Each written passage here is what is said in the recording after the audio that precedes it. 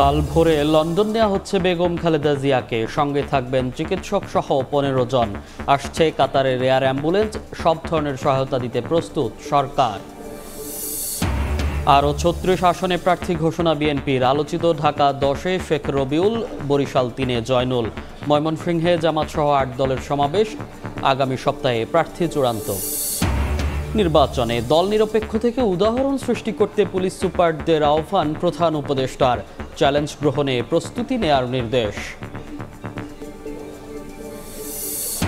July August হত্যা মামলায় জয়ের বিরুদ্ধে গ্রেফতারি পরোয়ানা, পলককে 10 ডিসেম্বর হাজির করার নির্দেশ। সালমান আনিসুলের বিরুদ্ধে অভিযোগ আমলে নিলেন ট্রাইব্যুনাল। এবং আইসিসির গ্রেফতারি পরোয়ানা মাথায় নিয়ে আজ ভারতে আসছেন পুতিন। নয়াদিল্লি পৌঁছানোর আগেই সামরিক চুক্তি অনুমোদন মস্কোর, পর্যবেক্ষণ করছে যুক্তরাষ্ট্র।